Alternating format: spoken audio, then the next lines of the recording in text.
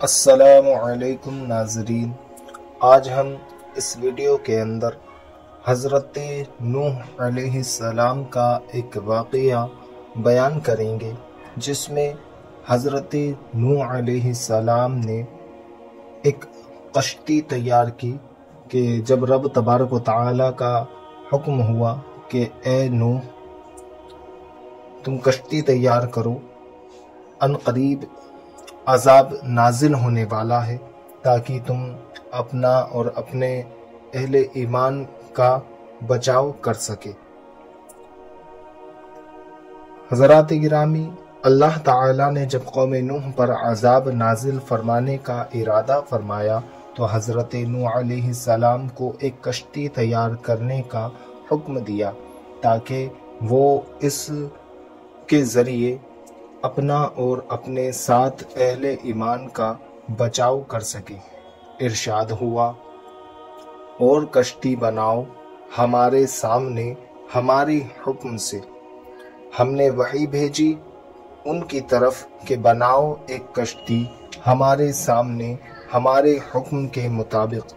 حضرت ابن عباس رضی اللہ تعالی عنہما سے روایت ہے کہ نوح علیہ السلام کو معلوم نہیں تھا کہ کشتی کیسے بنائیں، تو اللہ تعالی نے آپ کی طرف وحی فرمائی کہ کشتی کا اگلا حصہ مرغے کے سر کی طرح بنانا اور اس کا درمیان کا حصہ پرندوں کے پوٹے کی طرح بنائیں، اور پچھلا حصہ مرغے کی دم کی طرح بنائیں، اور اس کے اطراف میں دروازے بنائیں،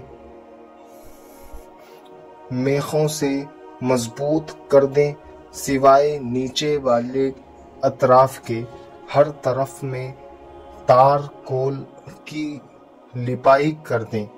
کشتی بنانے میں جبرائیل علیہ السلام اور کچھ دوسرے فرشتوں نے بھی معاونت کی۔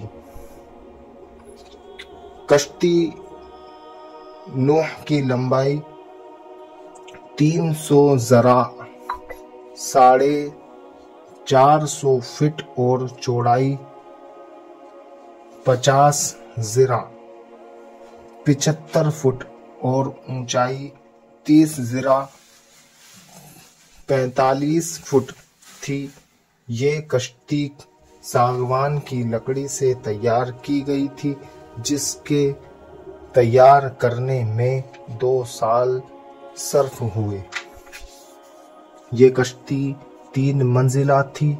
پہلی منزل میں وحشی جانوروں، درندے، حشرات الارض، کیڑے مکوڑے تھے، جبکہ درمیانی حصے میں پالتو جانور، چوپائے وغیرہ تھے، اور سب سے اوپر والی منزل میں حضرت نوح علیہ السلام اور ان کے ساتھ ایمان لانے والے حضرات تھے، اور اپنے کھانے پینے کی اشیاء رکھی گئی تھی۔ کشتی میں وہی لوگ سوار تھے جو آپ علیہ السلام پر اپنا ایمان لائے تھے۔ آپ علیہ السلام کے 3 بیٹے اور تینوں کی زوجہ، اور خود نوح علیہ السلام اور آپ کی زوجہ، یعنی گھر کے 8 افراد، باقی 70 افراد اور تھے جو اہل ایمان میں سے تھے۔ اس طرح کل 78 افراد کشتی نوح میں سوار ہوئے، جبکہ علامہ علوی کی روایت کے مطابق 79 آدمی یعنی 8 افراد آپ کو ملا کر گھر کے باقی 71 افراد قبیلے کے تھے جو کشتی پر سوار ہوئے۔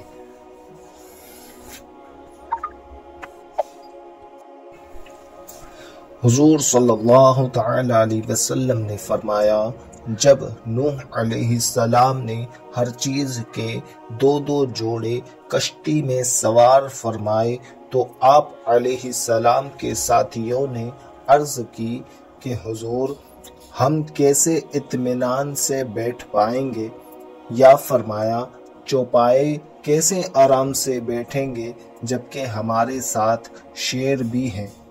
تو اللہ تعالی نے شیر کو بخار میں مبتلا کر دیا اور دنیا میں سب سے پہلے بخار شیر پر نازل ہوا۔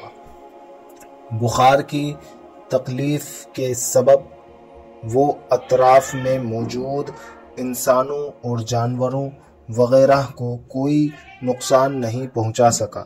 پھر لوگوں نے چوہوں کی شکایت کی کہ وہ ہماری کھانے پینے کی چیزوں اور سامان کو خراب کرتے ہیں، تو اللہ تعالی نے شیر کی طبیعت میں یہ بات ڈال دی کہ اس نے چھینک ماری تو اس میں سے بلی نمودار ہوئی۔